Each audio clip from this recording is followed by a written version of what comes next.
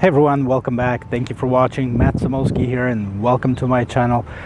This week I'm traveling for work and I was able to rent this 2020 Nissan Pathfinder and I couldn't resist the urge to actually review it. I looked at a couple other mid-size SUVs and Nissan was always one to compete with like Honda and Toyota, and now Hyundai is on the market. So I want to take a look. I've driven this for a few days now and well, you'll find out. What we're gonna do today, just like always, we're gonna take a look at the exterior of this car. Then I'm gonna jump in and take a look at the interior. Go check out the roominess, comfort, all sort of stuff, cargo. What I'm gonna do is I'm gonna take a look at the engine, talk a little bit about it, take a look at the trunk or the gate, the cargo area, and then we're gonna take it for a spin. And then I'll let you decide whether it's something that you like or you don't like yourself. So if you're ready, let's go.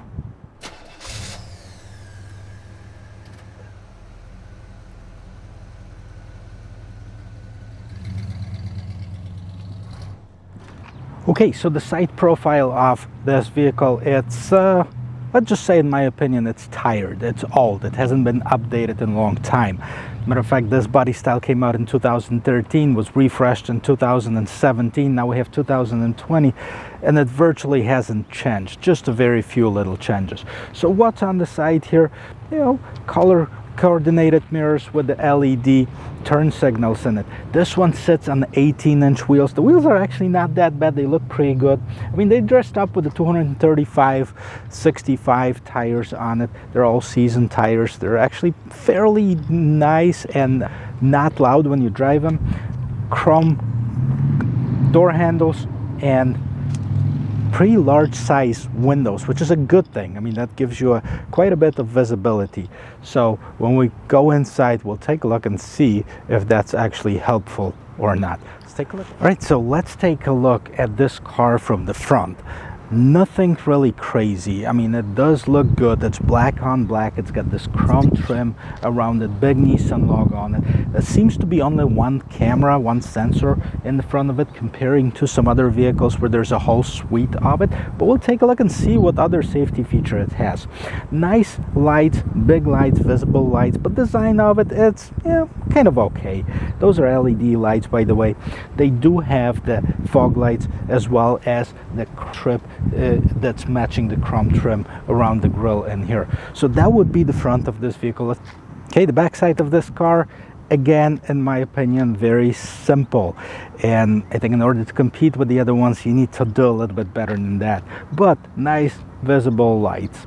It's got the reflector lights right here. Again, the same chrome piece like in the front. It's got in the back, of course, Nissan Pathfinder. And this one is an SL four-wheel drive. Now we're talking about the trims of this car. It starts with the S, then the SL, then it goes with the Platinum model, which is the highest end.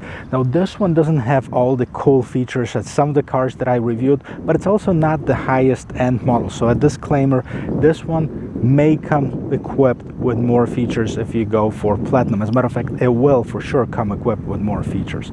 So, but this one's very nicely appointed too. The feel, the drive, the engine is going to be the same no matter which trim you choose from. So let's take a look inside. As a matter of fact, I'm going to open up the gate and see how much room we have in there. So power gate, of course. And this one has seats folded down, so there is quite a bit of cargo room. Pull those seats up and see how much room is there when the seats are folded up. Okay, so the seats are folded up. It's got a little bit of room in here, and let's check it out of how much room and what's in here. All right, everyone, so one thing that I want to apologize. I mean, I washed this car, I ran it through the wash, but it is a rental car, so it has been driven by some people before me, and they left it a little bit messy.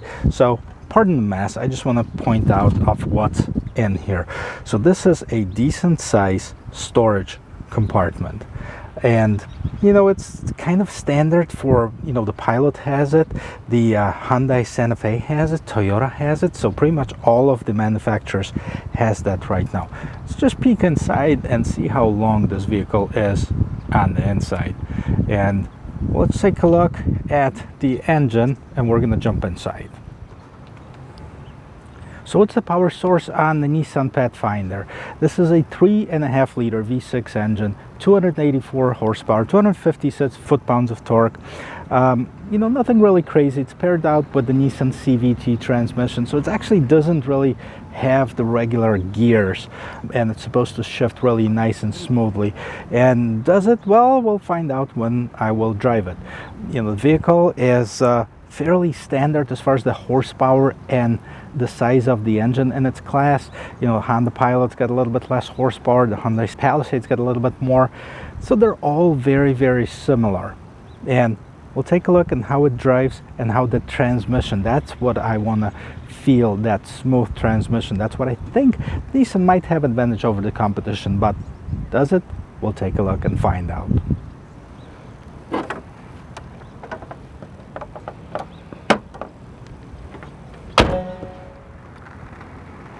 All right, so let's take a look at the door. Let's see what's on the door. Nicely leather wrapped door. Here's plastic, this is leather, this is leather, this is leather. It's got some trim that is designer trim, I guess. It's brushed aluminum, plastic trim right here, and a plastic trim that's a little bit different over here. Buttons for your memory seats and buttons for your automatic windows, power windows, as well as your door locks and controls for your mirror. That is what's on the door, other than a very shallow map pocket. That's probably more of a cup holder, so it doesn't have an actual map pocket on the door. Pathfinder badge, the door seal, very not visible. All right, and what do we have here? So here's the controls. This is to turn off your traction control. This is for the heated steering wheel. This is for the gate. Now you have the collision warnings, like the blind spot assist, tow mode, and I'm not sure what that is, but there's on and off, so main power, I guess, on and off. Here's your brake, old style brake, push on and off. Okay, so we're on the inside of this Nissan Pathfinder 2020. And quite frankly, it looks like something from the early 2000s.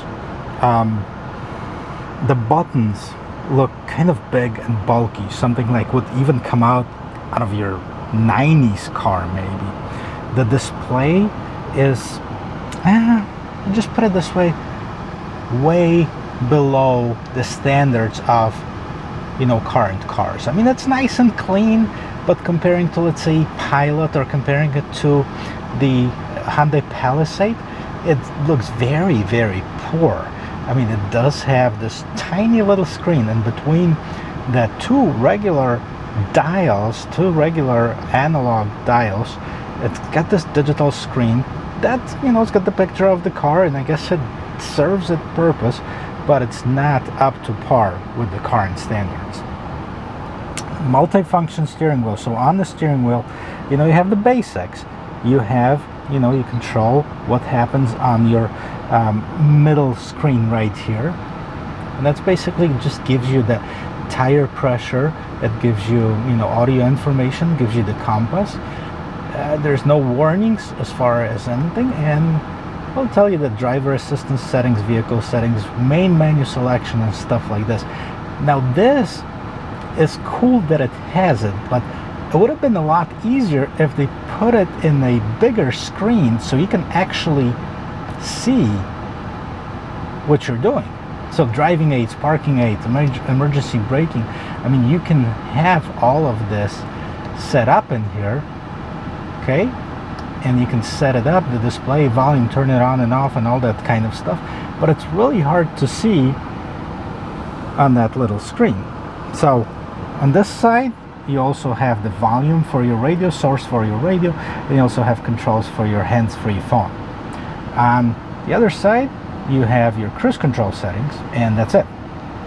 Now the steering wheel itself, I gotta give it a big plus, because other than that middle part, which I'm not too crazy about, but this is very nice to the touch. And again, it's got that solid leather that wraps it around it, and it's good to the touch and feel. All right, so let's take a look at the middle screen. So what do we have? First of all, before we get there, start stop button, push start plus. The same screen has probably been used since way before 2013. The resolution on it is not good. It looks like something that literally came out on a 2003 Lexus GX470 that I had a pleasure to have, and it was a great car for its time. But come on, Nissan, we're in 2020. There's a lot of making up to do as far as technology, and I know that you can do it. You've done it on other cars, so let's bring this back to the 20th century. All right, so let's take a look at the middle here. And this basically controls the different settings. You have the camera controls, and you have the rear view camera, and this is a 360 camera. Again, a nice feature to have. However, the resolution is horrible. It's like I'm watching TV back in the 80s where you can hardly see anything. Okay, what's this button? Climate control. Look at this. I mean, decent, I guess, but outdated settings for climate control. Audio, source, different source. It does have a CD player, which is one of the few cars that still have it. Again, talking about having an outdated system. Apps, navigation system. I've driven this car now for a few days, and I've used the navigation quite a bit just because I'm not familiar with the area that I'm in. And I gotta tell you, it's one of the worst navigation systems that I have used in a long time. I mean, I've had a better navigation in the early 2000 Hondas than on this thing. Forget even the display, the resolution of it. It just doesn't work good. And when I take it for a spin, I'm gonna turn it on purposely just so you can see firsthand of what I'm talking about. Now this little thing, it controls the zoom, it controls the, the different features of them. There's 3D building, of course it's not available, probably doesn't have it. Status, just basically information. Fuel economy, so it does give you, some of that info.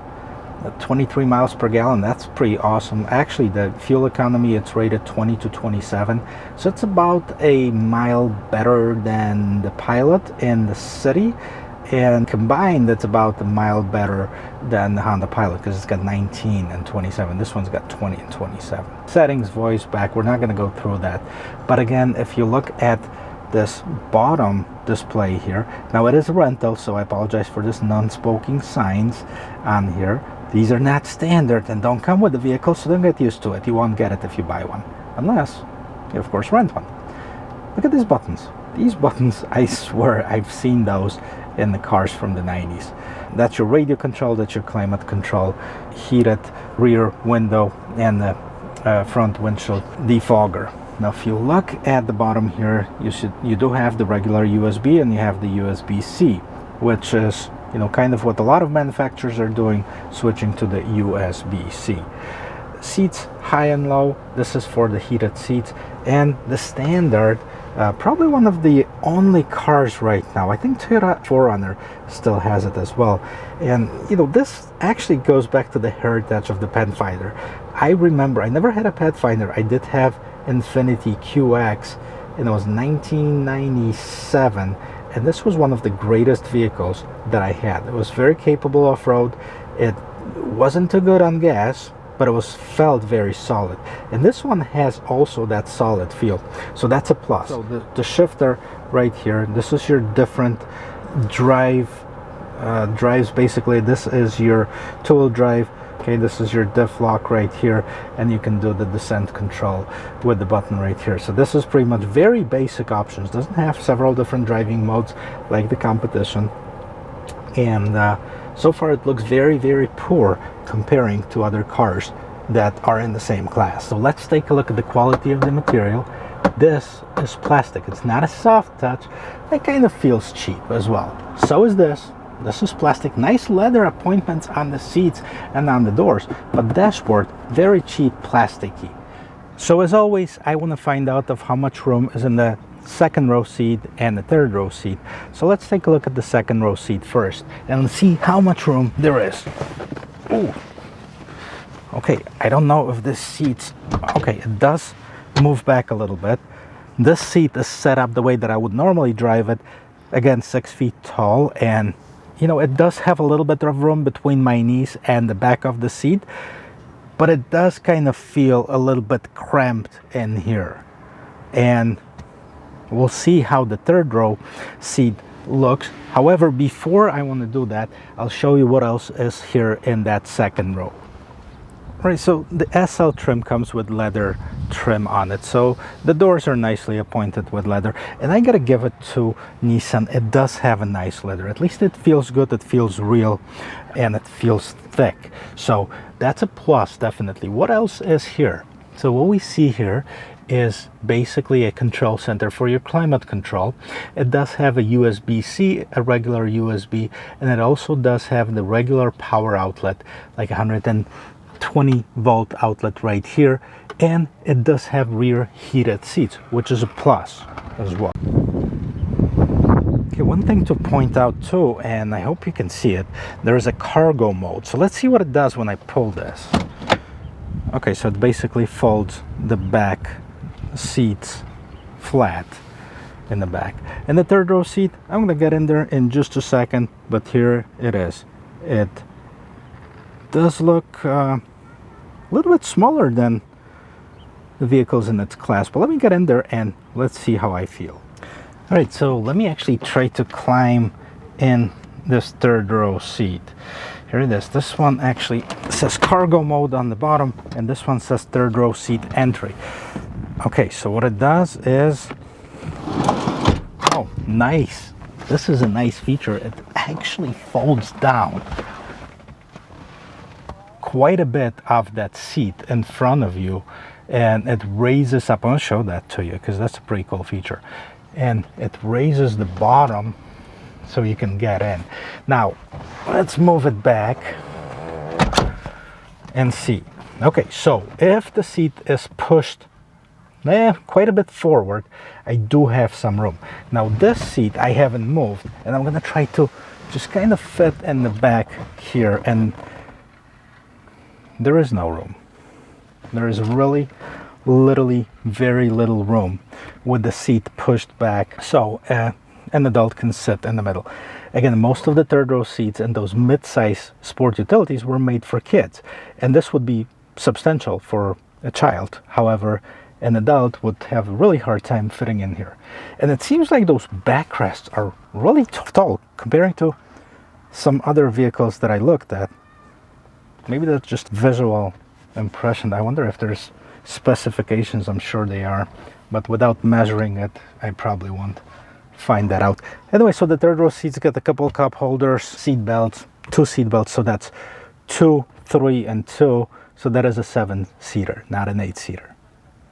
Right? I'll show you that cool feature about the second row seat. Okay, so the cool thing about this, and I really like the way that this seat folds down, is if you push this lever up, not only will it fold the top backrest a little bit, but it will also move the seat, the actual seat, up so it can slide in, and it will actually leave you tons of room to enter the vehicle. That is more than any vehicle that I've seen in its class to get in and out, so that makes for an easier entry in and out. Okay, so I'm gonna take this for a drive, and I've driven this car for the last few days, so I know exactly how it drives, but I want you to be on board with me and kind of follow along, and hopefully it will be something that you'll see or you hear me talk about that's gonna either help you make a decision whether to buy it or like this car, or totally in the other direction. So let's go. First of all, I want to check out the turning radius, just like we do on all the cars.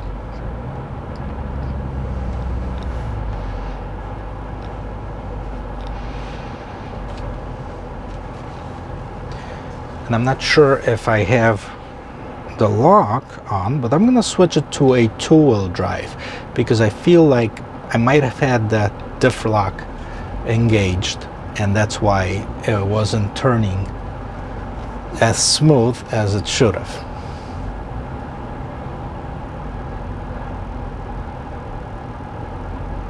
well, I didn't. It didn't make any difference. Now the turning radius is nice and tight, don't get me wrong, but it does have a lot of that body roll. It seems like the car sways from side to side quite a bit more than its competition. It also feels a lot heavier. Yeah, it's, you know, the gross vehicle weight on this, it's almost 6,000 pounds. The curb weight is over 4,000 pounds, but you know, it shouldn't be like this. I mean, it could be a lot better. So let's take this and I'm gonna try to find a faster route where I can actually check out the acceleration, or at least where we can go more than 30 miles an hour. You know, the visibility is good. That's, a good thing about this vehicle. And the lights are very nice and bright, so at night you can see easily. When you have this third row seat up and those headrests are up, there is very little visibility from the mirror in the back. So there is some blind spots in here. And if you turn around, you can see the big windows, which is good. It does have visibility on the sides. So that's what that is. Let's see how the transmission, I hope you can hear it.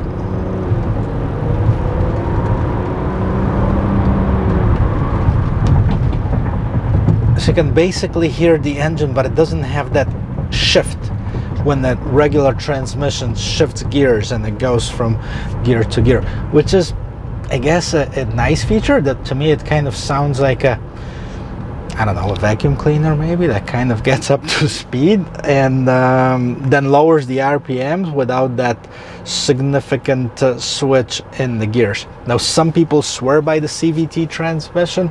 I know Hondas have a lot of cars with the CVT transmission. They're a little bit different tuned. Nissan has CVT in a lot of cars.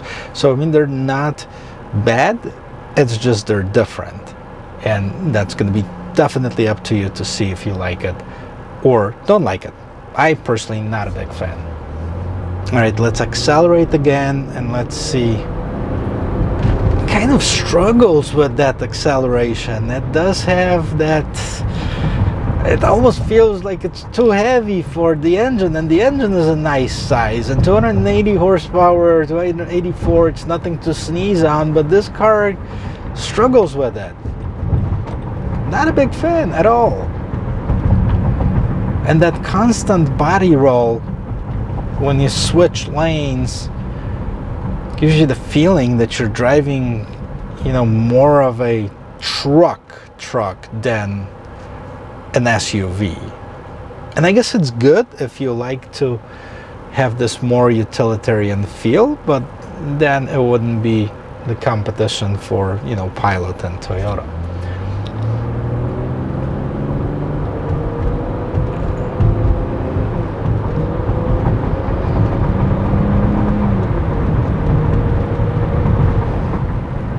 Okay, so I did tell you that I'm gonna turn the navigation on while driving, and this is what I just did. I put one of the previous destinations just so you have the idea of how this works.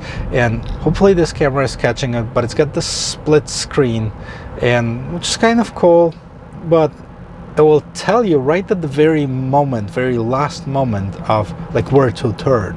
So if you're not paying attention, if you're not paying constant attention to the navigation system, it'd be like turning, right away. You could turn right. Okay, no, turn right here.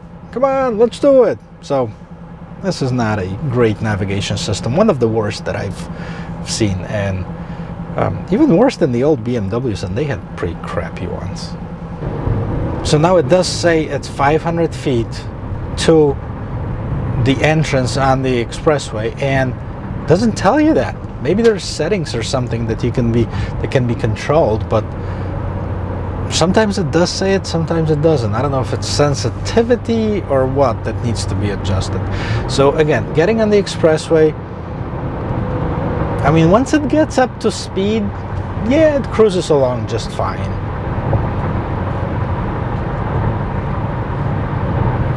Merges in traffic.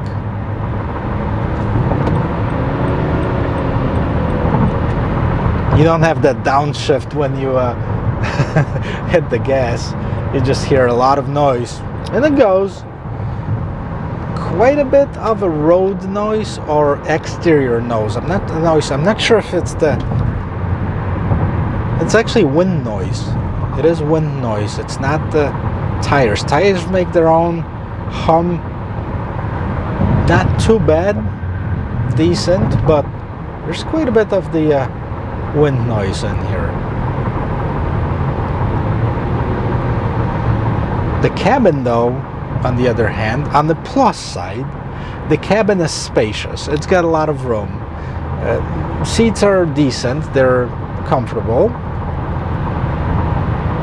I can't